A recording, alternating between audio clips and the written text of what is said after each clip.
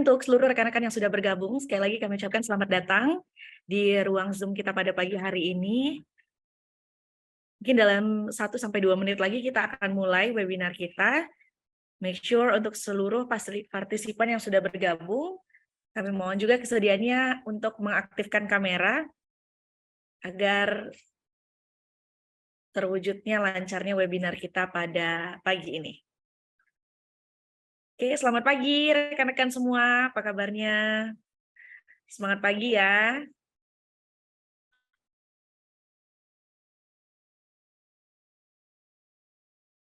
Ya, bisa juga untuk teman-teman yang mau mempublikasi ataupun men-share link Zoom kita, sangat lebih baik ya untuk mengundang teman-teman yang lain bergabung.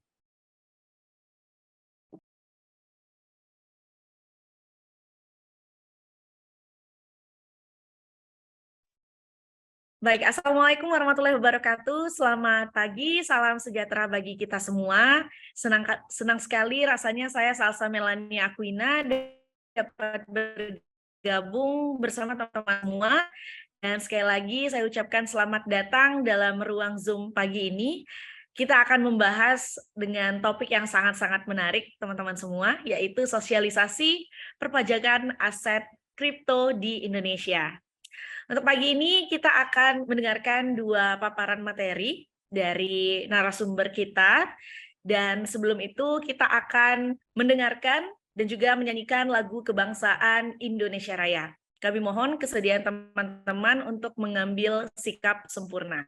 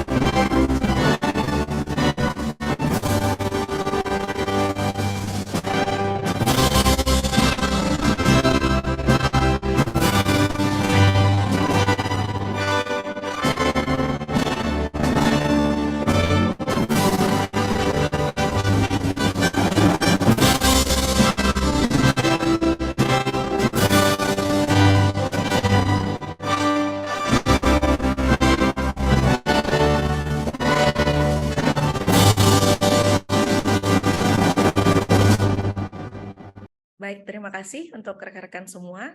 Selanjutnya pembacaan doa menurut agama dan kepercayaan masing-masing. Berdoa dimulai.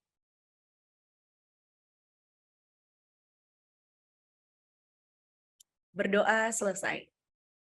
Baik teman-teman, selanjutnya kita akan mendengarkan kata sambutan dari main for the event of the day. Kata sambutan dari CEO PT Konakami Digital Indonesia kepada Bapak Dobi Lega Putra, disilakan. Ya, Terima kasih Mbak Kuna. Assalamualaikum warahmatullahi wabarakatuh. Selamat datang teman-teman semua. Salam kenal semua, saya Dewi Lika Putra, CEO dari PT Konakan Digital Indonesia. Saya ucapkan selamat datang kepada semua narasumber dari DJP, ada Bapak Sukarso, ada Bapak Cahya Dwi Hutama, Mbak Desti Yoga, sama teman-teman semua yang hadir pagi hari ini. Mudah-mudahan hari ini adalah bulan Februari, merupakan bulan literasi yang sudah disematkan oleh Bapepti bersama Aspakrindo. Saya ucapkan selamat datang juga buat teman-teman Aspakrindo. Mungkin ada Mas Teguh di dalam, Mas Teguh Kurniawan Harmanda. Kalau kita panggilnya biasanya Mas Manda, Ketua Asosiasi. Mungkin juga ada perwakilan dari Bapepti. Selamat datang di pagi ini. Hari ini kita ada literasi soal perpajakan aset kripto. Harapan kami sebagai praktisi dari aset kripto, kami anak bangsa bisa ikut andil dalam pembangunan bangsa ini melalui apa yang bisa kami kerjakan. Jadi teman-teman semua, karena ini bulan Februari, kebetulan sebentar lagi semua harus laporkan pajaknya semua. Sebentar lagi, waktunya tinggal sebentar lagi ya. Harapan kita teman-teman semua penambang, baik yang trading aset kripto, paham bagaimana pajak dari aset kripto. Yang mudah-mudahan hari ini ilmunya bermanfaat, bisa segera dipraktekkan atau segera diproses untuk perpajakan di Indonesia. Mungkin itu mengawali pagi yang luar biasa hari ini. Harapan kami ini kegiatan bisa terus dilaksanakan bersama agar literasi ini makin luas dan makin berkembang di seluruh teman-teman kaum milenial khususnya. Itu saja. Terima kasih dari saya. Wassalamualaikum warahmatullahi wabarakatuh. Waalaikumsalam warahmatullahi wabarakatuh. Terima kasih pada Bapak Dobi Lega Putra, selaku dari CEO PT Konakami Digital Indonesia. Selanjutnya, sambutan dari Ketua Umum Aspakrindo kepada yang terhormat Bapak Teguh Kurniawan Harmanda. Disilakan. Baik, bismillahirrahmanirrahim. Assalamualaikum warahmatullahi wabarakatuh. Selamat pagi Bapak Ibu semuanya. Insya Allah kita semua dalam keadaan baik, dimudahkan dalam pekerjaan kita. Terima kasih sekali lagi untuk Pak Dobi Lega Putra, ini luar biasa ini Bapak Ibu semuanya. Beliau sangat mendukung dan mendorong ya support untuk acara di bulan literasi kripto.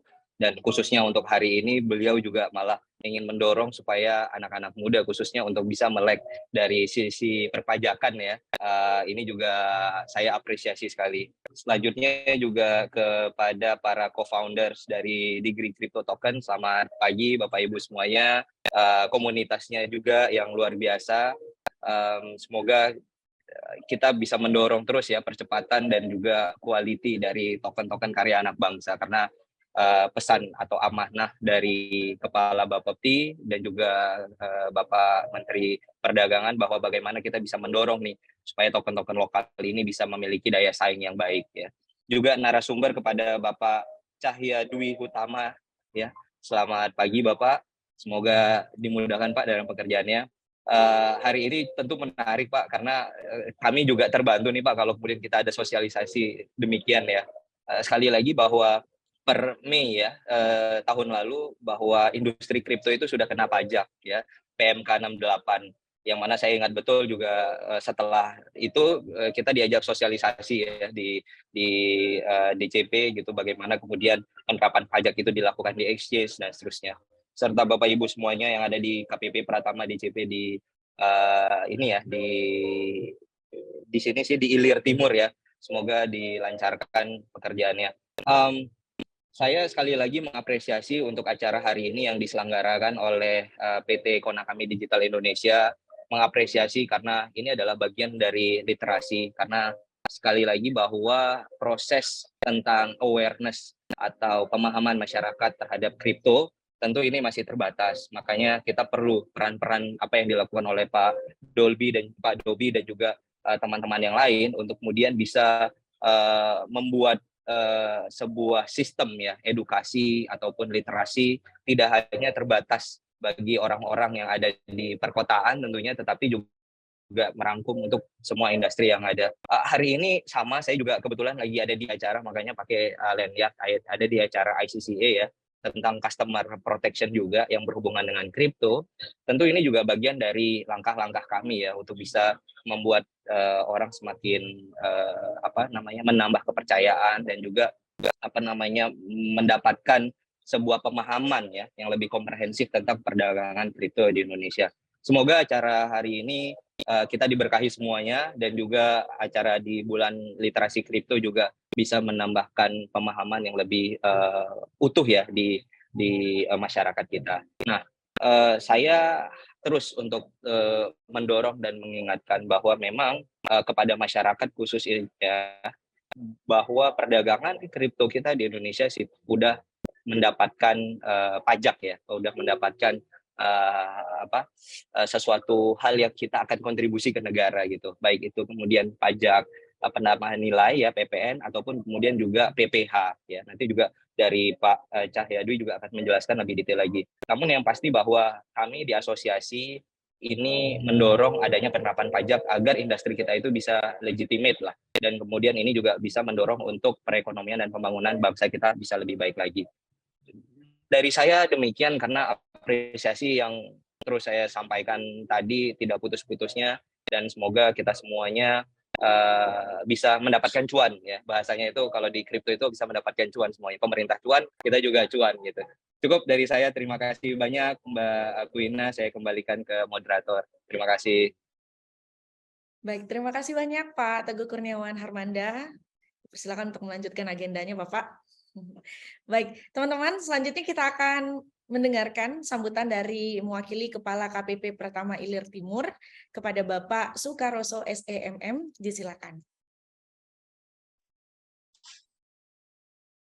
Terima kasih.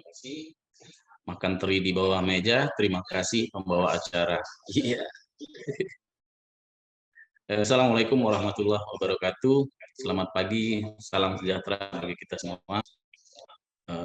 Saya agak koreksi dikit nih dari pembawa acara bahwa saya bukan kepala kantor. Kepala kantor kami kebetulan lagi ada acara rakorda di Banten. Saya cuma sama Mbak Desti ini. Penyuluh, fungsional penyuluh banyak. Mewakili mereka yang lebih kompeten harusnya yang ke sini. Tapi coba berusaha untuk walaupun nggak seperti mereka, tapi tetap seperti diri saya lah. Terima kasih kepada Konakami Indonesia sama Aspek Rindu tadi Mbak ya, kalau nggak salah ya, Pak Teguh sudah memberikan gambaran juga kepada kami. Saya setuju dengan CEO Konakami tadi Pak Dirga Gatra bahwa ini harus jangan putus sampai di sini, tapi tetap berlanjut. Saya perkenalkan Mbak Desti yang nanti yang akan membawakan materi kewajiban perpajakan secara umum, mulai dari daftar, hitung, dan lapor. Nanti Mas Cahya khusus nih untuk PMK 68 yang masalah pajak pertambahan nilai untuk transaksi perdagangan aset kripto. Nanti bisa secara gamblang diiniin sama Mas Cahya. Walaupun kami sebenarnya belum punya turunan dari PMK ini, PMK 68 ini harusnya ada turunannya untuk kami di Perdirjen biasanya itu muncul. Tapi tetap kita harus berusaha untuk memberikan yang sudah ada dulu. Makanya tadi ini tadi CEO-nya tadi jangan putus sampai di sini. Nanti kita akan terus berhubungan. Kami belajar tentang perdagangan kripto, proses bisnisnya. Nanti dari Kona kami mungkin belajar tentang aspek perpajakannya. Mungkin cuma itu yang bisa saya sampaikan karena nanti bisa lebih panjang di narasumber lah. Mungkin itu Mbak Ina. Terima kasih.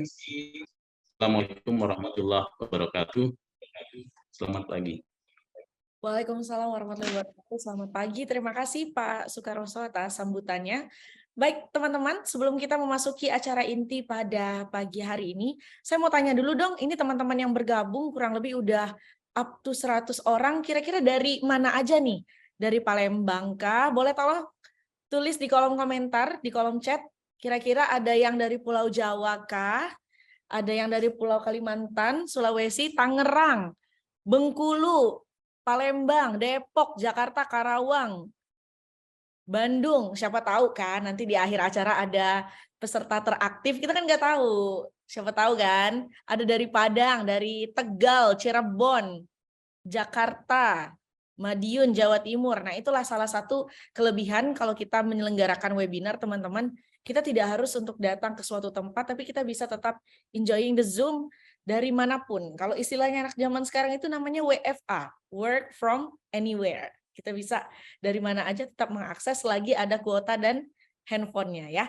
Oke teman-teman, nanti saya harap pada sesi penyampaian materi, teman-teman bisa bertanyanya di via kolom chat. Silakan kepada teman-teman apabila ada yang ingin ditanyakan tentang bagaimana sih perpajakan yang telah diatur PMK nomor 68 ini, apa sih isinya, atau ada yang pengen tanya bagaimana sih pengaplikasian ataupun cara melapor SPT dan lain-lain, nanti itu bisa ditaruh di kolom chat. Nanti pada akhir setelah pemaparan dari narasumber akan kita bacakan pertanyaannya. Oke, tanpa menunggu berlama-lama lagi teman-teman, kita akan beralih ke penyampaian materi yang pertama yang akan disampaikan oleh penyuluh pajak ahli pertama, Bapak Cahyadi Hutama SAK, yang akan menyampaikan terkait sosialisasi pajak serta turunan dari Peraturan Menteri Keuangan nomor 68 yang nantinya akan menjadi acuan kita bersama bagaimana perpajakan untuk dunia kripto itu sendiri. Oke, nah baiklah saya persilakan kepada Bapak Cahyadi Utama untuk menyampaikan materinya. Baik, Assalamualaikum warahmatullahi wabarakatuh. Selamat siang teman-teman semua dimanapun berada. Kata orang belajar pajak itu rumit. Kata orang menghitung pajak, apalagi tambah sulit. Tapi tenang saja, dalam 1 jam ke depan, kurang lebih ya, saya jamin itu semua hanyalah mitos. Bersama saya, Cahyadi Utama dan rekan dari kantor pelayanan Pratama Palembang Elia Timur, kita akan belajar bareng, diskusi bareng mengenai apa itu pajak. Baik, kita berbicara lebih tentang pajak. Nah, kata Chris Matthews, ini adalah salah satu direktur dari LinkedIn ya, katanya paying tax is not a punishment, it's a responsibility. Jadi membayar pajak itu bukan hukuman, tetapi itu adalah tanggung jawab. Namun kita sendiri telah jelaskan pajak itu adalah kontribusi wajib kepada negara yang terutang oleh orang pribadi atau badan usaha yang bersifat memaksa. Nah, sifatnya adalah ya, teman-teman semua. Jadi meskipun ini adalah kontribusi, tapi bersifat memaksa. Memaksa dalam artian adalah apabila sudah ada ketentuannya, di situ sudah terhutang secara undang-undang, tidak pilihan lain bagi warga negara Republik Indonesia untuk tidak melakukan bayaran pajak. Nah, kemudian tentunya kontribusi wajib ini harus berdasarkan dengan undang-undang. Ada aturannya, ada aturan jelasnya yang mungkin harus disosialisasikan, harus diketahui oleh masyarakat Indonesia semua. Salah satunya dengan acara ini. Nah, saya sangat antusias sekali kami di bulan literasi aset kripto ini ya, mengisi acara untuk menyampaikan peraturan perpajakan itu sangat antusias sekali. Di sini momen yang tepat dan mungkin sangat langka bagi kami ya. Maka dari itu kami persiapkan dengan sebaik mungkin. Dalam waktu 1 jam ke depan kurang lebih, nanti kami harap teman-teman bisa bertukar pikiran dengan kami ya pada akhir sesi nanti. Kemudian saya lanjutkan. Selain bersifat memaksa, juga ketika kita sudah melakukan pembayaran, itu tidak mendapatkan imbalan secara langsung. Namun meskipun tidak mendapat imbalan secara langsung, semua dana yang kita kumpulkan dari pajak itu nanti akan digunakan untuk keperluan negara bagi sebesar-besarnya kemakmuran rakyat. Ini ada di pasal 1 Undang-Undang Nomor 28 Tahun 2007. Jadi sifatnya adalah kontribusi, tapi wajib. Ya. Kenapa harus ada kontribusi? Karena secara undang-undang kita sebagai warga negara itu harus melakukan atau pola kehidupan kita di Indonesia sebagai warga negara Indonesia adalah gotong royong ya, sebagaimana amanat dan undang-undang. Maka salah satu bentuk gotong royong itu adalah dengan cara berkontribusi dengan membayar pajak. Nah, pajak sendiri di sini teman-teman ada dua ya jenisnya, yaitu pajak pusat dan pajak daerah. Jadi tidak semua pajak itu dikelola oleh Direktorat Jenderal Pajak atau Kantor Pelayanan Pajak. Direktorat Jenderal Pajak di sini yang dibawahi oleh Kementerian Keuangan itu hanya mengelola pajak pusat saja. Apa saja itu jenisnya? Di antaranya adalah pajak penghasilan dan pajak pertambahan nilai. Nah, selain itu seperti pajak kendaraan bermotor, kemudian pajak bumi dan bangunan sektor perkotaan dan pedesaan itu dikelola oleh daerah. Dari daerah nanti akan dikelola dan dibuat aturannya untuk melakukan pemungutan. Nah, bagi kami di sini nanti ada dua jenis pajak, yaitu PPH dan PPN. Nah, ke depan, dalam 1 jam ke depan, kita akan membahas tentang kedua jenis pajak ini. Pajak penghasilan dan pajak pertambahan nilai. Apa bedanya pajak penghasilan dan pajak pertambahan nilai? Gampangnya atau simpelnya, tambahan nilai adalah yang terkait dengan ekonomi kita berupa barang atau jasa. Itu kalau PPN. Maka di sini gambarnya seseorang yang sedang belanja, yang belanjaan yang banyak. Ekonomi berupa pembelian barang jasa tersebut sudah otomatis Bapak Ibu semua pasti ya, misalkan berbelanja di minimarket, supermarket, itu semuanya sudah otomatis terutang pajak pertambahan nilai. Lalu pajak penghasilan itu seperti apa? Pajak penghasilan yaitu pajak yang dikenakan dari penghasilan. Ketika kita menerima penghasilan dari manapun itu, apakah dari gaji atau dari usaha atau dari trading, ya, apabila itu dinamakan sebagai plan, maka Bapak Ibu tentang pajak penghasilan. Nah, dari dua jenis pajak ini yang kami atau Direktorat Jenderal Pajak kelola selama ini untuk membiayai anggaran pendapatan belanja negara. Lalu apa sih manfaat pajak itu? Manfaat pajak banyak sekali ya, rekan-rekan semua, terutama untuk dua hal ini, yaitu untuk pendidikan, kemudian untuk pembangunan. Nah, pasti rekan-rekan semua sangat setuju. Tentunya kita sangat senang sekali melihat senyum di antara para generasi penerus bangsa. Ya, kita lihat di foto tersebut, anak-anak kita, dia kalau bisa tidak memikirkan biaya untuk pendidikan, biaya pendidikan ini kalau bisa hanya difokuskan atau yang mensuplainya itu adalah negara, sehingga bisa mencapai adanya pendidikan gratis ya. Meskipun demikian ya kita tentu dalam pelaksanaannya belum sempurna ya. Kita harapkan bahwa pendidikan bisa mencapai berbagai daerah sampai ke pelosok daerah dengan fasilitas yang baik, fasilitas yang lengkap dan juga tentunya gratis.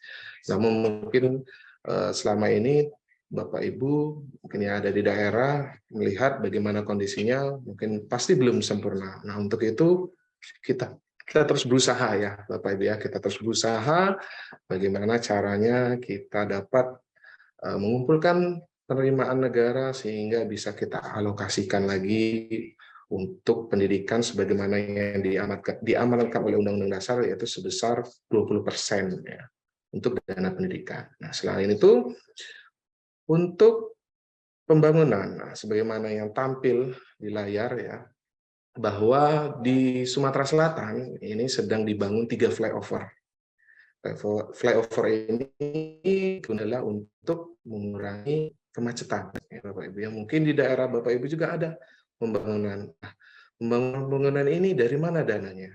Dananya semuanya tentunya dari pajak yang Bapak Ibu bayarkan. Jadi begitu mulianya, begitu besarnya kegunaan dana yang Bapak Ibu bayarkan melalui pajak, sehingga dapat digunakan untuk terutama 2 hal ini. Nah, untuk lebih jelasnya lagi, silakan Bapak Ibu lihat pada gambar ini, Bapak Ibu cocokkan lagi dengan yang Bapak Ibu sudah tunaikan. Nah, di sini standarnya adalah untuk Rp1.000.000 pajak yang Bapak Ibu bayarkan. Untuk apa sih kegunaannya? Nah, ini kita bisa lihat ya satu persatu. Paling besar itu di mana ini kalau kita lihat? Transfer ke daerah ya. Paling besar itu adalah untuk transfer ke daerah. Jadi dikembalikan lagi ke daerah untuk membiayai APBD, Anggaran Pendapatan dan Belanja Daerah. Kemudian untuk pelayanan umum sebesar 20%-nya. Kemudian pendidikan dari 1 juta sebesar 62.000-nya ya, dialokasikan untuk pendidikan. Kemudian untuk ekonomi sebesar 147.000, untuk keamanan sebesar 65.000, untuk perlindungan sosial sebesar 92.000. Nah, perlindungan sosial ini sebagaimana kita ketahui bersama bahwa 2 tahun terakhir kita dilanda pandemi, itu benar-benar APBN dijadikan shock absorber ya teman-teman ya. Di situ APBN benar-benar digunakan untuk membantu UMKM, membantu masyarakat kita yang berada di standar menengah ke bawah atau ke bawah ya. Itu APBN digunakan untuk perlindungan sosial bagi mereka. Nah, alangkah mulianya bagi para pembayar pajak, dana yang mereka bayarkan, dana yang kita bayarkan dapat digunakan untuk membantu kesesama. Nah, ini adalah kontribusi pajak kripto bagi APBN di tahun 2022. Ya. Jadi terima kasih kami ucapkan para pegiat pajak kripto bahwa meskipun baru kita mulai ya di 1 Mei 2022, itu sudah terkumpul dari sektor pajak kripto sebesar 246 miliar. Nah, kalau kita lihat kontribusinya memang untuk ukuran APBN atau ukuran penerimaan pajak memang belum terlalu signifikan. Namun ini saya yakin pasti ke depan kita penerimaan pajak dari sektor pajak kripto ini akan meningkat. Karena tadi saya mendapatkan informasi bahwa ada potensi proyeksi penerimaan pajak dari kripto itu di tahun 2023 bisa meningkat menjadi 1 triliun. Saya yakin pasti itu bisa. Kenapa? Karena memang pola konsumsi, pola ekonomi kita sudah bergeser. Ya. Mungkin selama ini secara tradisional, yang diinvestasikan hanya pada komoditi emas saja, mungkin ke depan orang-orang semakin tertarik, masyarakat semakin tertarik, yang diinvestasikan tidak hanya pada sektor emas, perhiasan emas, atau saham, juga mungkin nanti ke depan investasi beralih kepada kripto dan sudah menyeluruh ke masyarakat semua. Sehingga di sini negara tentunya tidak akan terlambat untuk mengambil potensi ini, mengambil kemungkinan ini. Sehingga di bulan Mei kemarin, seperti yang Bapak Teguh sampaikan tadi, sudah lahir Peraturan Menteri Keuangan Nomor 68 ini, dan sudah mendapatkan hasilnya dengan total setoran pajak untuk ukuran nasional sebesar 246 miliar. Yang mana rinciannya adalah untuk pajak penghasilan itu sebesar 117 miliar. Untuk PPN sendiri itu sebesar 129 miliar. Nah, kita lihat memang di sini penerimaan pajak itu kontribusinya paling besar dibanding penerimaan yang lain, ya, yaitu sebesar 65%, kalau di sini tampilannya ya, Selain dari penerimaan bea cukai, penerimaan PNBP, kemudian juga ada penerimaan dari kekayaan negara yang dipisahkan, maka di sini kontribusi pajak sendiri sebesar 65%, dan salah satunya ditopang oleh pajak kripto. Nah, mudah-mudahan ke depan kita semua transaksi, semua ekonomi kita membaik, dan semakin banyak lagi dana-dana pajak yang bisa kita kumpulkan untuk kita gunakan secara bersama-sama. Terakhir, untuk pajak sebagai penutup, ya saya menemukan sebuah hadis bahwa tidaklah sia-sia ya semua yang dilakukan kita, meskipun itu hanya melakukan penanaman atau bercocok tanam, lalu tanaman itu yang kita tanam dimakan oleh manusia, binatang, ataupun burung, melainkan tanaman itu menjadi sedekah baginya sampai hari kiamat. Nah, apakah lagi pajak yang kita bayarkan, pajak yang sudah kita bayarkan dibangun untuk membangun jembatan, membangun jalan, pahalanya mungkin tidak akan mungkin bisa hilang, pahalanya mungkin akan tercatat terus sampai dengan hari kiamat, sebanyak kendaraan yang lewat di jalan tersebut yang dibangun atau dibiayai dari dana pajak yang kita kumpulkan. Luar biasa, teman-teman ya. Jadi kita semangat ke depan, kita tunaikan kontribusi kita sebagai bentuk responsibility kita sebagai warga negara Republik Indonesia. Demikian untuk talk about mengenai pajak. Baik, terima kasih banyak untuk Bapak Cahya Dwi Utama untuk perkenalan singkatnya terkait apa sih pajak itu, kemana sih pajak yang kita bayarkan. Tadi sudah dipaparkan ya, ada berbagai sektor, baik itu pendidikan, kesehatan, transfer pajak ke daerah, dan beberapa desa juga. Nah, jadi teman-teman sudah ada gambaran. Bukan kita membayar pajak saja, tapi tidak tahu kemana arahnya, itu sudah dipaparkan oleh Bapak Cahya Dwi Utama. Nah, untuk lebih lengkapnya lagi, teman-teman, mungkin ini adalah pertanyaan maksudnya adalah materi yang paling ditunggu-tunggu terkait PMK nomor 68 ini. Sekali lagi saya himbau untuk teman-teman yang mau bertanya, nanti boleh pertanyaannya dilampirkan di kolom chat ya. Baik, selanjutnya kita akan mendengarkan paparan dari Ibu Desti Yoga Rahminta, selaku penyuluh pajak ahli pertama. Kepada Ibu Desti Yoga Rahminta, kami persilakan untuk menyampaikan materinya. Oke, mungkin PMK 68 dulu, Mbak Aquina ya, mohon izin. Saya lanjutkan untuk PMK 68 ya. Oh ya, saya izin share screen sedikit saja. Ini ya. Apakah tampil di layar teman-teman semua tentang, ada ya, udah tampil ya, pajak atas transaksi perdagangan kripto ya. Oke. Sebagaimana yang kita ketahui bersama bahwa di bulan Mei tadi, sebagaimana yang sudah disebutkan oleh Pak Teguh, sudah terbit Peraturan Menteri Keuangan tentang perdagangan pajak atas transaksi perdagangan aset kripto, yaitu di Peraturan Menteri Keuangan nomor 68 tahun 2022 ya. Apa sih kripto itu? Pasti tidak mungkin saya di sini menggurui teman-teman semua di sini ya. Teman-teman mungkin sebagai praktisi itu lebih paham ya kripto itu seperti apa. Namun di sini tentunya tetap kita akan kaitkan pengertian kripto itu sendiri dengan konsep perpajakan. Nah, kripto di sini sesuai dengan peraturan Bank Indonesia ya adalah bukan termasuk uang, tetapi di sini kripto merupakan virtual currency, sehingga Bank Indonesia menggolongkan virtual currency itu bukan sebagai alat pembayaran yang sah. Kemudian disebutkan lagi di press conference bahwa Bitcoin dan cryptocurrency bukan merupakan alat pembayaran yang sah. Sehingga kalau kripto itu bukan uang, maka kripto adalah tergolong sebagai komoditi.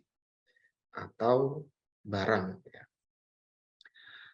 Hal ini sudah dijelaskan pada kajian Bapepti di tahun 2020 bahwa komoditi digital atau komoditi kripto dari sistem blockchain dapat dikategorikan sebagai hak atau kepentingan sehingga masuk ke dalam kategori komoditi dalam Undang-Undang Nomor 32 Tahun 1997 tentang Perdagangan Bursa Komoditi. Kemudian aset kripto ditetapkan sebagai komoditi yang dapat dijadikan subjek kontrak berjangka yang diperdagangkan di bursa berjangka. Itu sesuai Peraturan Menteri Perdagangan. Sudah jelas di sini dari keterangan bahwa kripto adalah komoditi atau barang, bukan uang, ya, bukan currency. Nah, oleh karena aset kripto adalah komoditi, maka bagaimana posisinya dalam Undang-Undang Pajak Pertambahan Nilai? Nah, oleh karena aset kripto ini adalah barang, maka aset kripto itu dapat tergolong ke dalam barang kena pajak. Kenapa demikian? Karena di dalam Undang-Undang PPN ini di pasal 1 angka 2, barang adalah salah satu objek yang dikenai pajak pertambahan nilai. Disebutkan pengertiannya, barang adalah barang berwujud yang menurut sifat atau hukumnya dapat berupa barang bergerak atau barang tidak bergerak, dan termasuk pula barang tidak berwujud. Nah, maka dari itu kripto masuk dalam kategori ini. Kemudian disebutkan lagi lebih jelas di Peraturan Menteri Keuangan Nomor 48 Tahun 2020, barang digital merupakan setiap barang tidak berwujud. Nah, setiap barang tidak berwujud ya, yang berbentuk informasi elektronik atau digital meliputi barang yang merupakan hasil konversi atau pengalih wujudan maupun barang yang secara originalnya berbentuk elektronik, termasuk tetapi tidak terbatas pada piranti lunak, multimedia, dan atau data elektronik. Sehingga kesimpulannya, kripto bukan mata uang, tetapi merupakan barang, berupa hak dan kepentingannya lainnya berbentuk digital. Oleh karena itu, maka menurut Undang-Undang PPN, kripto ini merupakan barang kena pajak tidak berwujud, sehingga atas penyerahannya akan terutang pajak pertambahan nilai. Nah, gambaran umum proses bisnis transaksi aset kripto sebagaimana yang kita ketahui, ya, di sini di tengah-tengah kita ada namanya exchanger atau wallet. Sehubungan dengan aset kripto ini, proses bisnis ada berbagai macam, sebagaimana yang disebutkan dalam Peraturan Menteri Keuangan ini. Mungkin boleh nanti kami menerima masukan apabila Peraturan Menteri Keuangan ini masih kurang sempurna, karena tentunya kegiatan ekonomi itu pasti berkembang terus ya, semakin berkembang, dan mungkin ketentuan atau peraturan itu sifatnya tidak up to date, maka terbuka masukan dari para pegiat ekonomi, termasuk pegiat aset kripto ini. Di sini kami kelompokkan, jadi untuk transaksi aset kripto itu mulai dari mining, ya, kegiatan mining, kemudian trading. Trading ini juga bisa terdiri dari 3 macam: trading dengan menggunakan uang fiat, trading dengan cara tukar-menukar atau swap, tukar-menukar dengan aset kriptonya, atau bisa jadi transfer aset kripto, langsung transfer ke seseorang, mungkin nanti akan ditukar dengan barang atau jasa. Nah, ada 4 macam inilah yang diatur dalam Peraturan Menteri Keuangan Nomor 68 ini. Nah, gambaran umumnya yaitu yang pertama sehubungan dengan trading, kemudian jasa layanan exchanger itu sendiri, dan yang terakhir adalah jasa mining. Nah, untuk layanan exchanger mungkin ini hanya untuk mengatur exchangernya saja ya. Mungkin pada kesempatan ini tidak kita bahas, namun yang harus teman-teman di sini ketahui bahwa exchanger ini posisinya adalah memfasilitasi kita semua, ya, sehingga pelaksanaan pemungutan dan penyetoran pajak penghasilan dan PPN itu sudah dibantu oleh mereka semua, sehingga bagi kita itu sudah dimudahkan sudah dimudahkan, hanya tinggal kita melaporkan apa-apa saja yang menjadi objek, baik itu pajak penghasilan maupun pajak pertambahan nilai. Yang pertama untuk trading. Jadi kita di sini akan mengenal istilah PPMSE, yaitu penyelenggara perdagangan melalui sistem elektronik. Siapa dia? Yaitu exchanger dan e-wallet yang melakukan pemungutan pajak atas transaksi perdagangan aset kripto atau trading. Jadi PPMSE ini tidak hanya dalam negeri, namun juga apabila ada dari luar negeri, dia bisa atau dia termasuk dalam ketentuan peraturan Menteri Keuangan ini apabila diperdagangkan atau yang pembelinya ada di Indonesia. Jadi tidak hanya terbatas PPMSE-nya ini atau exchanger-nya ini berada di Indonesia, namun di luar negeri juga bisa melakukan pemungutan atas pajak dari transaksi perdagangan aset kripto ini. Dengan ketentuan bahwa dipungut pajak sepanjang penjual dan atau pembeli berada di dalam daerah pabean.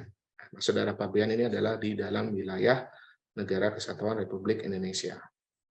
Berapa besaran tarif PPN-nya? Pajak pertama nilai, ya ini untuk pajak yang pertama, yaitu sebesar 0,11%. Nah, sebagaimana kita ketahui bersama, tarif PPN itu sebenarnya adalah 11% ya, dari sebelumnya 10%. Sudah disesuaikan menjadi 11%. Namun oleh karena transaksi ini begitu rigid ya, begitu cepat, maka besaran tarif PPN untuk transaksi trading ini dengan menggunakan besaran tertentu, sehingga tarifnya menjadi tarif efektif sebesar 0,11%. Jika perdagangannya tadi dilakukan di exchanger yang terdaftar di Bapepti. Namun apabila exchanger-nya tidak terdaftar di Bapepti, maka dikenakan sebesar 0,22% dari nilai transaksi aset kripto. Itu untuk pajak pertambahan nilainya. Nah, pajak pertambahan nilai ini nanti dikenakan kepada siapa? Yaitu kepada pembeli atau penerima aset kripto. Kenapa demikian? Karena tadi sebagaimana yang sudah kita bahas di awal, bahwa PPN ini adalah pajak atas konsumsi, pajak atas pembelian barang atau jasa. Maka setiap pembelian, apapun itu, apabila dia termasuk di dalam ketentuan barang kena pajak, maka akan terutang PPN. Lalu pajak yang kedua adalah pajak penghasilan. Di sini sesuai dengan ketentuan pajak penghasilan pasal 22 final, sifatnya adalah final. Sehingga ketika dipungut itu kewajiban pajak dari teman-teman semua sudah selesai ya, sampai dipungut sampai pada transaksi yang terjadi. Berapa besarannya? Yaitu sebesar 0,1% jika exchanger-nya terdaftar di Bapepti atau 0,2% jika exchanger-nya tidak terdaftar di Bapepti. Dari mana? Dari nilai transaksi aset kripto, sama dasarnya. Yang dikenakan adalah para penjualnya atau yang menyerahkan aset kripto. Nah, ya. Jadi ada dua belah pihak. Di sini pembeli akan dikenai PPN, lalu penjual akan dikenai PPh. Kenapa penjual dikenai PPh? Karena penjual melakukan penjualan aset kripto mendapat penghasilan dari penjualan tersebut. Sehingga atas penghasilan yang diperoleh akan dikenai pajak sebagaimana konsep yang sudah saya jelaskan tadi di awal. Nah, besaran tarifnya ini sendiri juga sebesar 0,1% ya, juga sama ya teman-teman ya, dengan pajak penghasilan yang dikenakan atas jual beli saham atau trading saham di pasar saham di bursa efek. Ya, mungkin teman-teman di sini yang sudah terbiasa trading saham pasti sudah mengetahui ya bahwa setiap trading penjualan itu sudah dipotong PPh pasal 22 sebesar 0,1%. Nah, karena ini sifatnya sama, maka besaran tarifnya juga digolongkan dengan yang sama. Kemudian kita lanjut lagi. Nah, ini contohnya. Di sini di tengah-tengahnya ada exchanger ya. Penjual A menjual 1 unit koin B seharga 10 juta ke pembeli B. Maka pembeli nanti akan dipungut PPN sebesar, ini contohnya ya, 10 juta dikali 0,11%, yaitu 11.000. Kemudian si penjualnya nanti akan dipungut oleh exchanger X, yaitu sebesar 0,1% dikali 10 juta, yaitu senilai Rp10.000. Itu untuk PPh pasal 22. Nah, jadi dengan besaran ini tentunya ini sangat tidak nilainya tidak terlalu memberatkan ya bagi Bapak Ibu semua. Namun tentunya apabila nominal ini kita kumpulkan dari semua transaksi, tentunya pasti akan benar-benar berkontribusi secara maksimal kepada penerimaan pajak di APBN. Nah, begitupun ini untuk trading, begitupun dengan transaksi swap. Bila terjadi transaksi swap, maka kedua belah pihak menjadi penjual dan juga menjadi pembeli. Jadi tiap-tiap pihak akan dikenai baik PPN maupun PPh juga. Nah, sederhananya, jadi pihak yang melepas aset kripto adalah penjual, maka kena pajak penghasilan, dan pihak yang menerima adalah pembeli, maka akan dikenai atau dipungut pajak pertambahan nilai. Baik, kita selanjutnya membahas tentang pajak yang dikenai dari jasa penyediaan sarana elektronik. Ya, ini khusus untuk exchanger ya. Untuk exchanger mungkin nanti akan kita jelaskan di lain kesempatan. Di sini intinya bahwa semua layanan yang diberikan oleh jasa exchanger yang teman-teman terima, maka nanti mungkin jangan kaget apabila ada tagihan PPN-nya. Apa saja jasa layanan yang dilakukan exchanger tersebut yang dikenai PPN? Yaitu salah satunya ada jasa penyediaan sarana elektronik, ada jasa penarikan dana atau withdrawal, ada jasa penyerahan deposit, jasa pemindahan aset, kemudian penyediaan dan atau pengelolaan media penyimpanan aset kripto atau e-wallet ya, atau jasa lainnya sehubungan dengan aset kripto. Maka nanti akan dipungut PPN oleh exchanger. Kemudian yang terakhir adalah jasa verifikasi transaksi pada blockchain atau mining. Nah, ini dikenakan atas kegiatan mining oleh para miners, yaitu dengan melakukan kegiatan layanan verifikasi transaksi aset kripto dan mendapat insentif berupa penghasilan dari sistem aset kripto berupa block reward, imbalan atas jasa pelayanan verifikasi transaksi, imbalan atas jasa manajemen kelompok penambang aset kripto, atau penghasilan lain dari sistem aset kripto. Berapa besarannya? Nah, besarannya juga menggunakan tarif besaran tertentu, yaitu sebesar 1,1% dari nilai berupa uang atas aset kripto yang diterima oleh para penambang. Kemudian PPh pasal 22-nya sebesar berapa persen? Yaitu sama ya, 0,1% dari penghasilan yang diterima atau diperoleh oleh para penambang dan sifatnya juga final.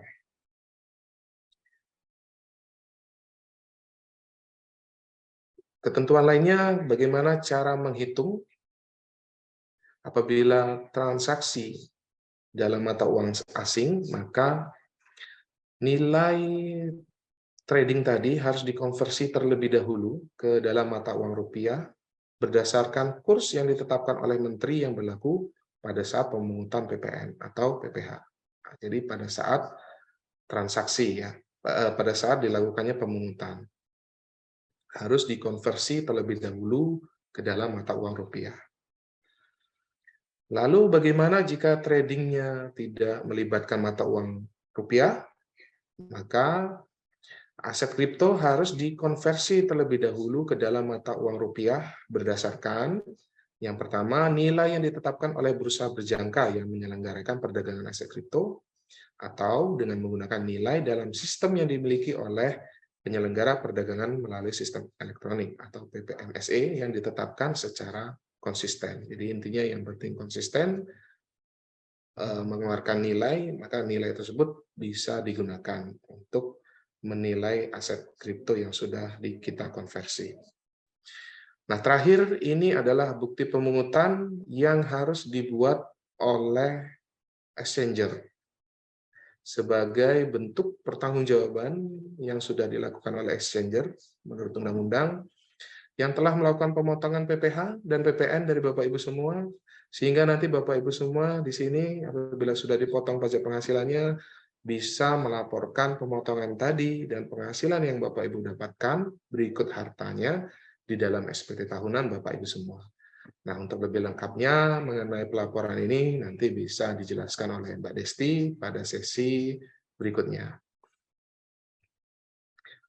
Penyetoran dilakukan oleh exchanger paling lama tanggal 15 bulan berikutnya dan dilaporkan pada paling lambat 20 hari setelah masa pajak berakhir. Ini dilakukan oleh exchanger.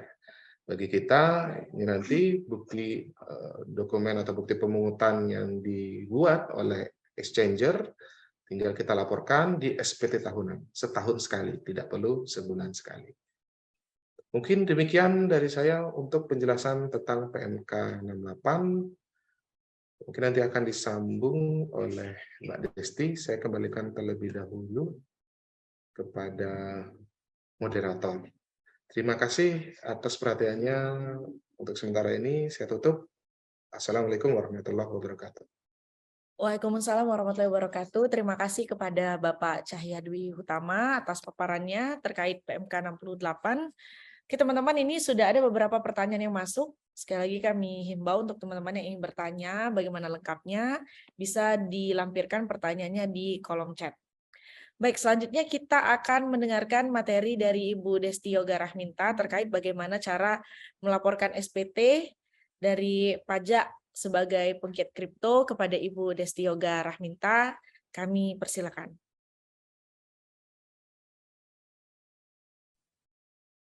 Baik, terima kasih Mbak Afrina. Bagaimana suara saya terdengar? Oke. Ini tadi dapat direct message nih, harus mempercepat, jadi kita langsung aja ke materinya aja. Bahwa di sini melanjutkan dari pemaparan Mas Cahya tadi, bahwa yang tadi sudah dijelaskan, sebelumnya saya izin share screen ya. Melanjutkan dari yang tadi sudah dijelaskan sama Mas Cahya, bahwa tadi sudah dijelaskan ya bagaimana tentang PMK 68, bagaimana tentang pemotongan PPh dan PPN yang dilakukan oleh exchanger.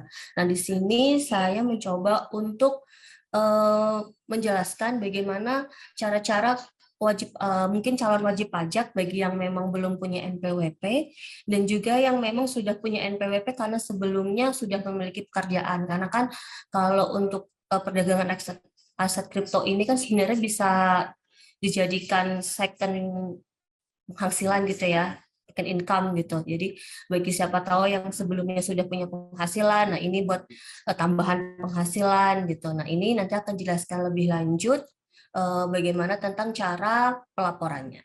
Kita langsung aja. Nah di sini bagi yang belum punya NPWP, nah kita berarti harus daftar NPWP dulu gitu, karena kan memang kita sudah memiliki penghasilan berupa penjualan aset kripto itu. Nah, ini beberapa persyaratan untuk NPWP. Nah, di sini mungkin kita khususkan untuk yang orang pribadi bahwa ketika kita mau mendaftarkan NPWP, yang pertama itu harus memiliki KTP. Nah, itu KTP adalah syarat pasti untuk mendapatkan NPWP.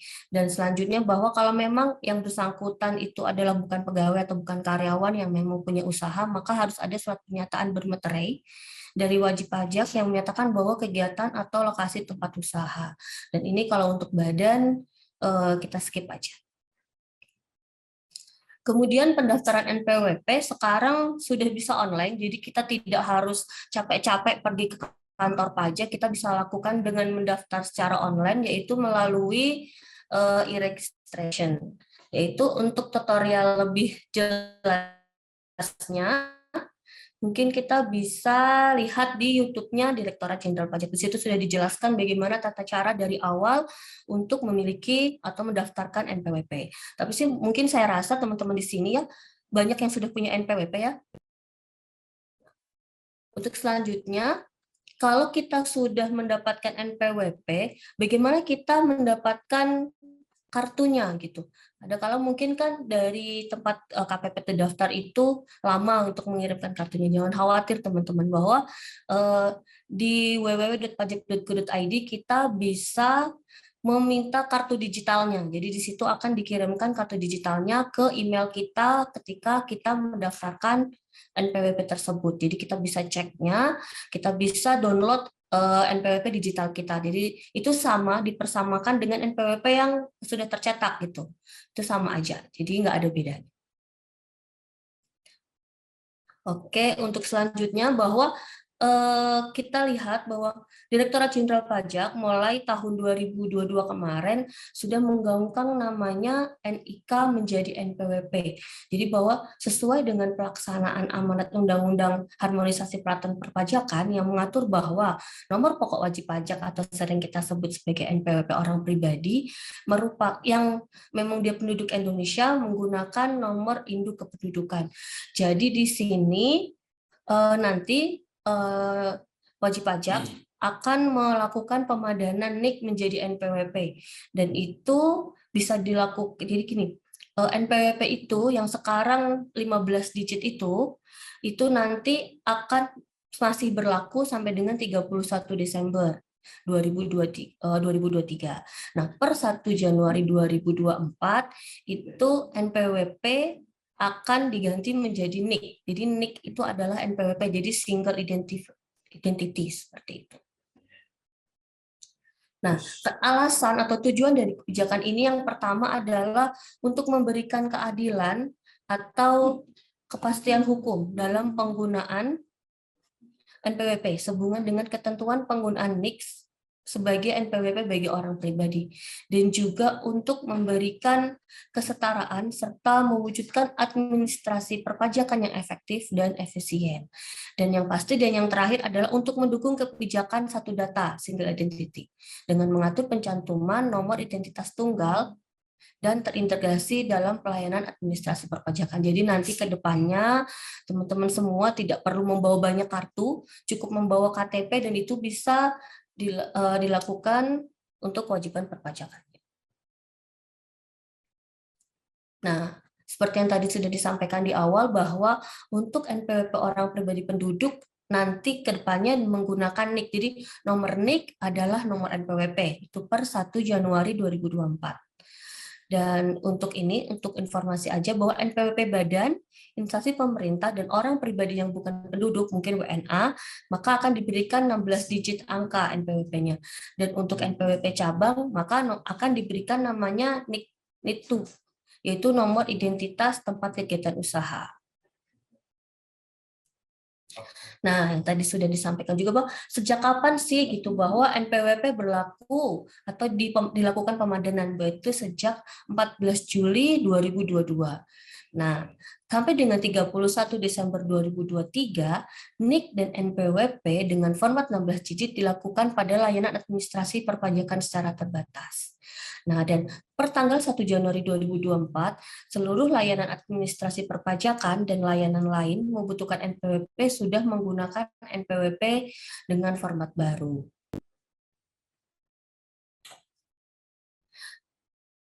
Kemudian untuk WP lama bagaimana? Nah, ketentuannya kalau untuk orang pribadi penduduk dilakukan pemadanan dengan data kependudukan, yaitu dengan mencantumkan NIK-nya. Kemudian adanya klarifikasi dengan WP untuk yang belum valid. Belum valid dan tidak melakukan perubahan data sampai dengan 31 Desember 2023, maka untuk tahun depan NPWP-nya tidak bisa digunakan lagi karena sudah harus menggunakan NIK. Kemudian ini skip aja. Nah, untuk WP baru bagaimana? Untuk WP baru atau WP yang terdaftar setelah 14 Juli tadi sampai dengan 31 Desember 2023, maka NIK diaktifasi sebagai NPWP dan diberikan NPWP format 15 digit. Dan untuk WP baru atau WP yang terdaftar, WP badan, instansi pemerintah, dan orang pribadi bukan penduduk, maka NPWP akan diberikan dengan format 16 digit. Kita skip, kita mungkin bisa belajar untuk cara menghitung penghasilannya. Kalau misalkan kawan-kawan pajak ini atau teman-teman semua yang ini merupakan UMKM, jadi per tahun 2022 kemarin, bahwa tarifnya itu adalah 0%. 0% ketika omset maksimalnya belum mencapai 500 juta dalam setahun. Jadi nanti untuk yang kawan-kawan UMKM, omsetnya itu mencapai 500 juta dulu, baru nanti setelahnya ada pajaknya 0,5%. Kalau untuk ini tidak berhubungan dengan perdagangan kriptonya, ya ini untuk pekerjaan yang lain kalau memang UMKM untuk penjualan yang lain gitu.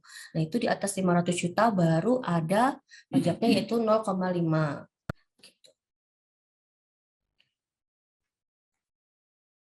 Nah, lalu bagaimana untuk menghitung penghasilan brutonya? Jadi catat semua penghasilannya dan totalkan jumlahnya pada setiap bulan. Jadi kawan-kawan tahu bahwa mungkin Januari penghasilannya 200 juta, nanti bulan Februari 300. Nah, setelah berarti di bulan Maretnya nanti akan ada pajak yang 0,5-nya. Kita skip dulu. Nah, yang ini yang tadi ditunggu-tunggu ya, bahwa setelah punya NPWP, jangan lupa untuk lapor SPT tahunan. Yang tadi sudah disebutkan oleh Mas Syahya, bahwa bagaimana sih kita kan sudah melakukan penjualan aset kripto kita, bagaimana cara melaporkannya, baik dalam pelaporan SPT PPh-nya, pajak penghasilannya, atau bagaimana cara memasukkannya ke dalam SPT, apakah itu berupa hartanya. Nah, di sini kalau untuk wajib pajak orang pribadi, itu kita mengenal ada 3 jenis formulir namanya. Untuk wajib pajak karyawan yang memang dia penghasilannya di bawah 60 juta dalam setahun, maka dapat menggunakan formulir 1770 SS. Dan untuk yang wajib pajak karyawan yang penghasilannya setahun lebih dari 60 juta, maka menggunakan formulir 1770S, dan untuk yang usahawan atau UMKM maka menggunakan formulir 1770. Nah, untuk yang penghasilan atas penjualan dari aset kripto kita, maka bisa kita masukkan di nomor 16, yaitu penghasilan lain yang dikenakan pajak final atau bersifat final. Jadi di situ peredaran usahanya, jadi penjualan kita dalam 1 tahun itu berapa. Nah, di situ nanti PPh terutangnya adalah 0,1% dari penjualan aset kripto kita. Dan jangan lupa juga teman-teman, atas harta atau aset kripto yang kita miliki itu jangan lupa disampaikan di kolom harta, yaitu kita pilih saja di bagian investasi lain. Nah, silakan kita pilih aja di bagian investasi lain, kemudian kita tuliskan berapa jumlah aset kripto kita nominalnya, seperti itu. Nah, dan ini yang paling penting, bahwa batas akhir pelaporan untuk SPT tahunan orang pribadi yaitu 31 Maret per tahunnya. Jadi ini kan masih bulan Februari, jadi kita masih punya kesempatan sekitar 1,5 bulan lagi untuk menyusun SPT tahunan kita, untuk membuat SPT tahunan kita dengan baik dan benar, sampai nanti kita laporkan, dan jangan lebih dari tanggal 31 Maret 2023 untuk laporan tahun pajak 2022. Dan untuk badan, maka yaitu tanggal 30 April. Jadi seperti itu. Oke, sekian dari saya, Pajak Kuat Indonesia Maju. Dan untuk yang tadi ya sebelumnya, tadi kan saya sudah sampaikan bahwa adanya pemadanan NIK dan NPWP ya.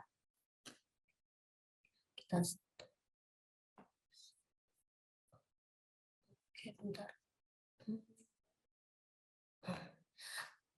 Nah, tadi Tadi kan sudah disampaikan sebelumnya bahwa ada pemadanan NIK dan NPWP. Di sini dalam melakukan pemadanan NIK dan NPWP, kawan pajak silakan mengakses dulu di www.pajak.go.id. Nah, di situ silakan memasukkan nomor NPWP dan juga password. Nah, ketika kawan pajak belum memiliki password, maka sebelumnya kawan pajak atau teman-teman semua itu harus memiliki namanya EVIN. Nah, silakan teman-teman semua bisa meminta EVIN ke KPP terdaftar atau di KPP terdekat. Nah, setelah itu silakan melakukan registrasi di DJP online-nya. Nah, setelah bisa masuk ke DJP online-nya, silakan teman-teman semua untuk membuka bagian profil. Di bagian profil tersebut akan ada kolom NIK yang kosong. Nah, silakan teman-teman mengisi nomor NIK-nya di situ. Setelah itu, setelah diisi lengkap, lalu kemudian dilakukan klik validasi. Nah, setelah diklik validasi, nanti akan ada pertanyaan apakah akan mengubah profil, klik aja iya. Nah, ketika nanti sudah valid, maka nomor NIK teman-teman bisa digunakan untuk mengakses atau melakukan kewajiban perpajakan. Kita sampai dengan 31 Desember 2023 ini, nomor NPWP masih bisa digunakan untuk melakukan kewajiban perpajakan. Tapi sampai mulai dari 1 Januari 2024, nanti yang sebagai nomor untuk melakukan kewajiban perpajakan, baik itu melakukan penyetoran pajak ataupun melaporkan pajak, itu menggunakan nomor NIK teman-teman semua. Jadi, kami sarankan dan kami minta teman-teman semua untuk dapat melakukan pemadanan NIK dan NPWP di DJP Online. Terima kasih, sekian dari saya. Assalamualaikum warahmatullahi wabarakatuh. Waalaikumsalam warahmatullahi wabarakatuh. Terima kasih banyak kepada Ibu Desti. Dan teman-teman, kita memasuki sesi tanya jawab. Ini sudah ada beberapa pertanyaan yang masuk. Mungkin Bapak Imade Sutama, kami silakan untuk menaktifkan mikrofonnya, Bapak. Disilakan. Atau kalau orangnya belum ready, saya akan membacakan pertanyaannya. Yang pertama adalah, bagaimana cara mendapatkan bukti potong PPN atau PPh 22 final? Dan yang kedua adalah, karena PPh 22 bersifat final, apakah perlu dilaporkan lagi dalam SPT pribadi? Mungkin silakan Bapak Cahyadwi untuk menjawab. Oke, baik. Terima kasih atas pertanyaannya. Kalau saya lihat nih pertanyaannya bagus-bagus semua nih Mbak Akwina. Mungkin bisa dapat hadiah semua nih ya teman-teman yang bertanya. Dan mungkin waktunya juga kalau bisa sampai jam 12. Tambahan waktu, additional time. Karena saya rasa ini pertanyaannya penting semua, tapi tidak masalah kalau memang yang tersedia waktunya hanya sampai dengan setengah 12 ya. Nanti kita lanjutkan di lain kesempatan. Nah, ini pertama cara mendapatkan bukti potong PPN dan atau PPh pasal 22 final. Nah, di sini artinya teman-teman sudah memahami ya bahwa bukti potong itu sangatlah penting. Kenapa? Karena tujuannya adalah sebagai bukti bagi kita bahwa kita itu sudah dilakukan pemotongan oleh mereka. Sebagai bentuk pertanggungjawaban mereka sudah melakukan pemotongan atau pemungutan baik PPN maupun PPh. Nah, terkhusus untuk PPh pasal 22 final ini karena akan kita laporkan pada SPT tahunan sebagaimana tadi yang sudah dijelaskan oleh Mbak Desti ya. Ada di lampiran ketiga itu pada isian nomor 16 ya kalau tidak salah tadi ya. Itu untuk penghasilan yang dikenai PPh final atau yang bersifat final. Jadi bisa dilaporkan di sana. Kemudian kita mintanya di mana bukti potong. Nah, sepanjang yang saya ketahui bahwa di sini menurut undang-undang di PMK 68 ini exchanger lah yang berkewajiban. Exchanger lah yang berkewajiban untuk melakukan pemungutan, baik itu PPN maupun PPh. Sehingga exchanger lah itu yang nanti akan melakukan penyetoran pajaknya, berikut juga pelaporan pajaknya. Maka dari itu teman-teman semua nanti mungkin bisa menghubungi pihak exchanger, tentunya pastinya di sini kan teman-teman sudah mengetahui ya exchangernya itu di mana dan siapa mereka. Karena kalau saya sendiri sih, jujur saya juga saya bukan sebagai salah satu praktisi ya, belum pernah mencoba. Mungkin nanti suatu saat nanti Pak Dobi boleh ngajarin saya gimana mencoba berinvestasi di sini, melakukan trading di sini. Karena mungkin selama ini saya baru membaca-baca saja, oh ini kayaknya sangat menarik sekali. Nah, mungkin teman-teman sendirilah mungkin yang di sini para praktisi yang mungkin ke depan saya mungkin yang akan lebih banyak belajar ke teman-teman semua. Mungkin demikian Mbak Akwina. Oke, terima kasih Pak Cahyadwi atas penjelasannya. Selanjutnya kita akan beralih ke pertanyaan dari Saudara Maliki Hera. Bagaimana jika orang yang tidak punya pekerjaan tetap, tetapi dia kena wajib pajak karena mempunyai aset kripto? Dan yang kedua, kondisi sekarang setiap exchange sudah menerapkan pajak PPN dan pajak penjualan serta pembelian. Nantinya ketika sudah kita tarik ke bank, dananya apakah kita masih kena wajib pajak? Bukannya itu malah merugikan, Pak? Nah, boleh Pak, silakan dijawab.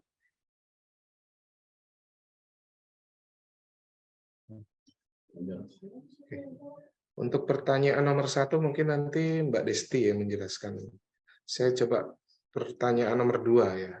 Kondisi sekarang setiap exchange sudah melakukan. Ya, betul ya. Setiap exchanger itu sudah memungut PPN dan PPH ya atas transaksi penjualan maupun pembelian. Nah, bagaimana nanti ketika menarik? Nah, berarti di sini transaksinya atau kegiatan aktivitasnya adalah menarik dana, baik itu dari e-wallet atau dari bank ya, gitu ya. Nah, sesuai dengan PMK 68, transaksi yang terutang PPN atau PPH pasal 22 itu terkhusus hanya untuk transaksi trading, baik itu jual ataupun beli, dan juga mining. Nah, selain itu, untuk penarikan dana itu mungkin hanya dikenai dari jasanya saja. Nanti exchanger kan pasti akan mengenakan jasa ya, mungkin ya ada kemungkinan seperti itu karena saya prakteknya belum terlalu memahami. Tapi di dalam ketentuan PMK 68 tersebut sudah dijelaskan apabila exchanger mengenakan jasa berupa penarikan dana, ini berbeda ya, dasarnya adalah dari jasa penarikan dananya. Seperti contoh misalkan begini, teman-teman sudah biasa pasti ya melakukan transfer rekening antar bank atau pengambilan uang. Ya, misalkan teman-teman itu mentransfer dari Bank BRI ke Bank Mandiri, itu 5 juta ditransfer. Nah, itu pasti kan ada namanya jasa transfernya ya, kalau tidak salah sebesar 2.500. Nah, jasa yang dikenai pajak pertambahan nilai ini adalah dari jasanya 2.500-nya itu. Mungkin di dalam 2.500 itu sudah termasuk PPN di dalamnya. Begitu, bukan dikenakan dari nilai uang yang kita ambil atau nilai uang yang kita transfer sebesar 5 juta tadi, bukan ya, tetapi hanya dari jasanya berupa jasa transfer. Kenapa dikenai? Karena di situ ada jasanya. Nah, mungkin saja dari yang teman-teman bayarkan sebesar 2.500 itu tadi itu sudah include di dalamnya ada unsur PPN.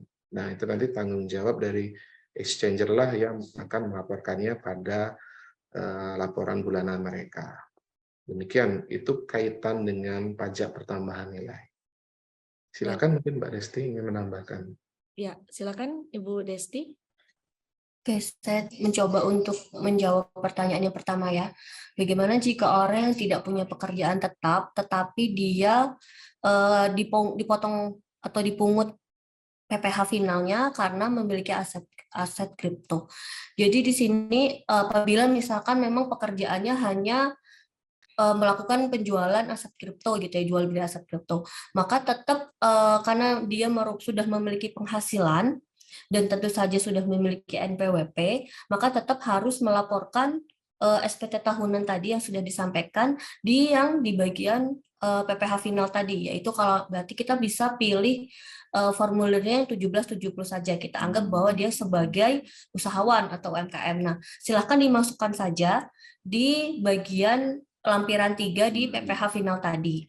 Jadi dan itu ketika sudah dipotong PPh final, artinya bahwa ke depannya tidak akan ada lagi namanya pemotongan atau pemungutan pajak lagi. Jadi cukup dipotong oleh exchanger yaitu sebesar 0,1% yang memang sudah dipotong ketika melakukan penjualan aset kriptonya itu. Seperti itu.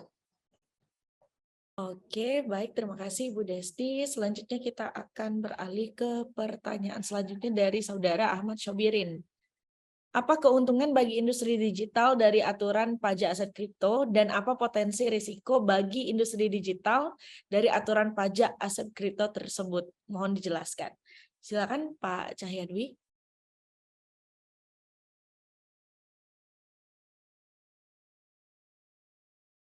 Oke, mungkin ini nanti kita minta bantuan ke Pak Sukaroso nih, yang paling senior di antara kami.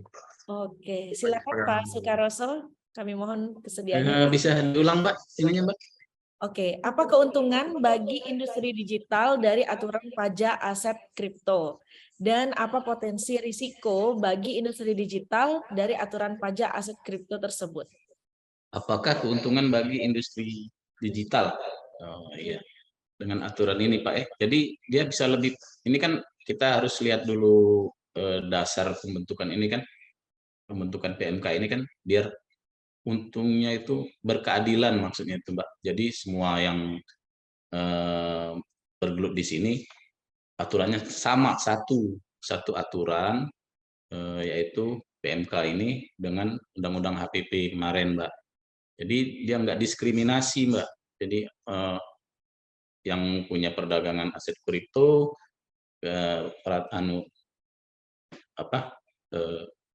rujukannya adalah ini untuk pajaknya.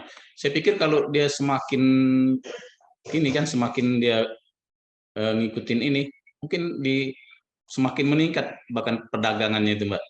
Iya kan? Rame lah istilahnya kan. Nah, kalau untuk nanti bisa di ini Mas Cahya yang lebih mengerti masalah kripto nih ininya, perkembangannya dari dulu sampai sekarang kan, karena ada PMK ini juga kayaknya semakin meningkat. Saya pernah baca headline di ini di CNBC kalau nggak salah itu, kemungkinan di 2023 ini pajak dari kripto itu bisa sampai 9 triliun kalau nggak salah ya.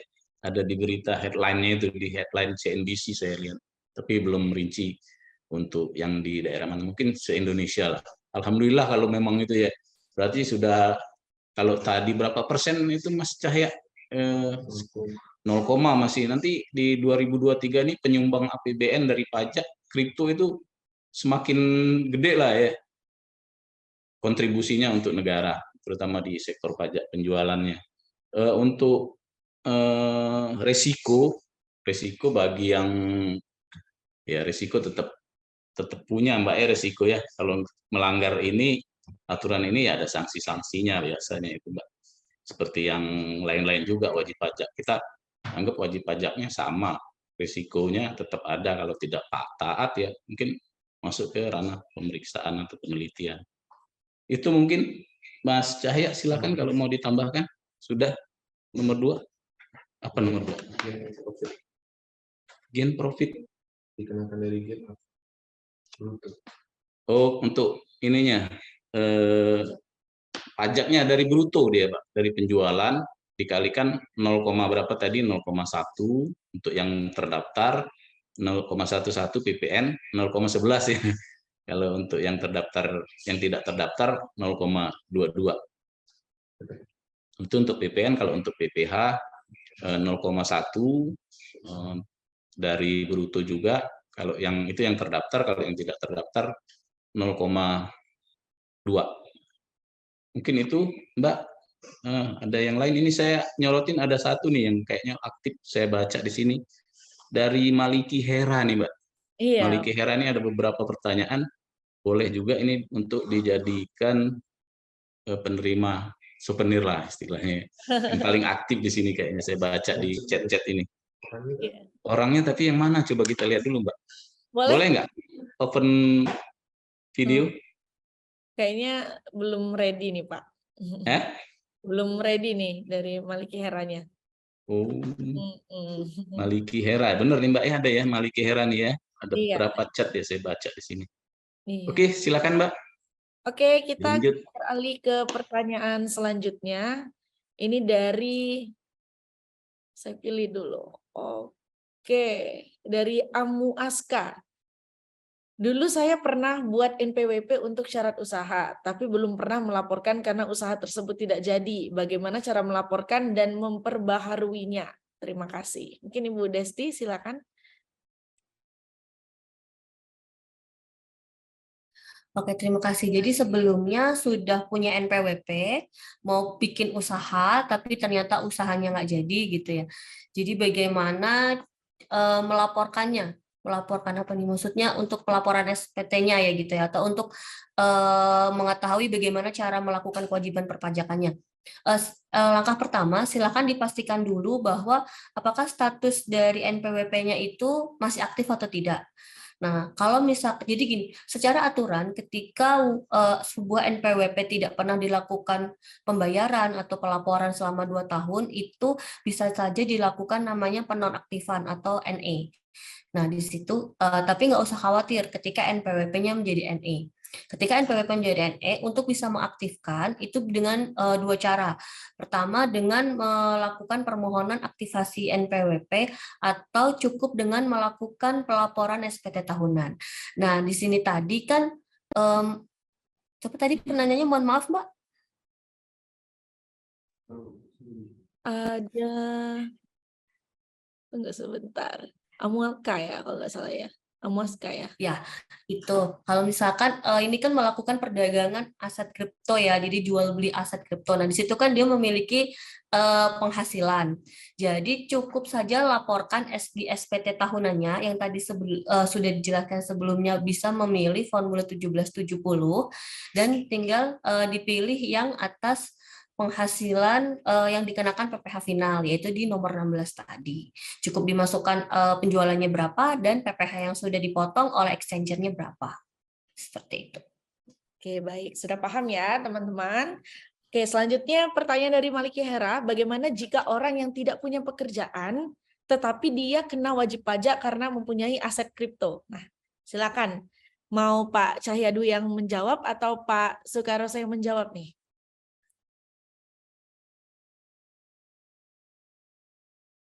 Mohon izin, Mbak, boleh diulangi tadi? Saya agak kelewat.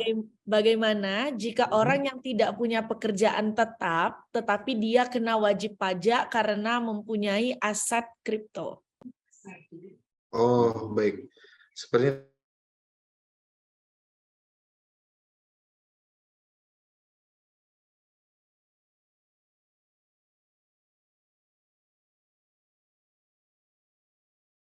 Oke, teman-teman, sepertinya kita ada gangguan teknis sedikit.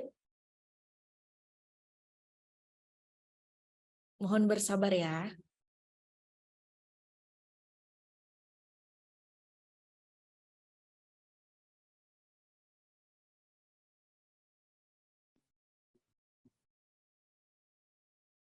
Oke, teman-teman, kembali lagi. Sorry, tadi Mbaknya udah nyambung nih. iya, sorry ini sinyal di sini agak sedikit bermasalah. Oke, mungkin bisa dilanjutkan Bapak Cahyadwi untuk menjawab pertanyaan dari Maliki Hera. Maaf Mbak, saya ambil alih ya, punya Mas Cahya kayaknya lagi putus jaringannya. Boleh, Saya silakan. coba untuk menjawab pertanyaannya. Jadi bagaimana kalau tidak memiliki pekerjaan tetap, tetapi memang punya penghasilan atas penjualan aset kripto ini, gitu ya tadi pertanyaannya ya? Ya, seperti yang sudah dijelaskan sebelumnya bahwa apabila memang berarti ini atas penjualan aset kripto ini adalah menjadi pekerjaan utamanya. Nah, berarti nanti silakan melakukan pelaporan di SPT-nya yang tadi, surat pemberitahuannya tadi, pilih saja yang formulir 1770. Terus nanti silakan dimasukkan saja penghasilan atas penjualan aset kriptonya tadi di bagian pajak penghasilan yang dikenakan PPh final. Pajak final yang sudah dipotong PPh pasal 22 tadi, silakan dimasukkan jumlah penjualannya berapa dan juga jumlah pajak yang sudah dipotong oleh exchanger. Dan jangan lupa juga aset kripto yang dimilikinya, yaitu per 31 Desember 2022, kita kan berbicara untuk pelaporan SPT di tahun 2023. Berarti ini adalah untuk kewajiban pelaporan atas harta, utang, dan penghasilan yang diperoleh di tahun 2022. Jadi, nanti silahkan teman-teman melakukan pelaporan penghasilannya sampai dengan 31 Desember. Jadi penghasilan penjualan asetnya sampai dengan 31 Desember itu bernilai berapa, pajaknya berapa, dan juga jangan lupa aset kripto yang sudah dimiliki sampai per 31 Desember itu dilaporkan di bagian hartanya.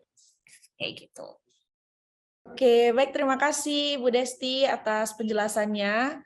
Baik teman-teman, terkait keterbatasan waktu, mohon maaf sekali untuk webinar kita harus berakhir di sesi terakhir ini. Namun teman-teman bisa melihat rerun-nya atau dokumentasi webinar kita dari pagi sampai dengan siang hari ini di channel YouTube-nya Kona Kami Digital. Dan juga tentunya kita setelah webinar ini kita mempunyai podcast, jadi teman-teman yang mau bertanya lebih dalam lagi nanti bisa DM aja ke Instagramnya Kona Kami, nanti akan kita jawab tuntas di podcast yang akan kita launchingkan segera. Oke, sebelum kita tutup, kita sesi foto bersama dulu ya. Mungkin untuk slide pertama, ini ada 8 slide, saya akan SS. Slide pertama, 3, 2, 1. Baik, selanjutnya untuk slide kedua, 1, 2, slide ketiga, 1, 2, slide keempat, 1, 2, 3, slide kelima, 1, 2, 3, slide keenam, 1, 2, 3, dan slide ketujuh yang terakhir, 1, 2, 3. Oke, sesuai dengan janji saya di awal, teman-teman akan ada hadiah menarik untuk peserta teraktif. Untuk itu saya ucapkan selamat untuk Imade Sutama, yang kedua Maliki Hera, dan yang ketiga Ahmad Syobirin. Kami mohon ketiga nama tersebut untuk menyerahkan nomor WA-nya di kolom chat, bisa langsung ke personal admin atau bisa DM nomor WA kamu ke Instagram kami Lenial _. Oke, teman-teman, sekali lagi terima kasih banyak atas waktu yang telah disempatkan. Terima kasih juga kepada Bapak Sukaroso, Bapak Cahya Dwi, dan Ibu Desti Yoga atas materi yang telah disampaikan. Sekali lagi kami himbau untuk jangan lupa untuk tonton di YouTube-nya Kona Kami Digital dan juga di podcast kita yang akan launching segera. Saya Salsa Melania Aquina, pamit undur diri. Terima kasih, salam sehat selalu, dan selamat melanjutkan aktivitas. Wassalamualaikum warahmatullahi wabarakatuh. Terima kasih. Salam cuan ya, salam cuan.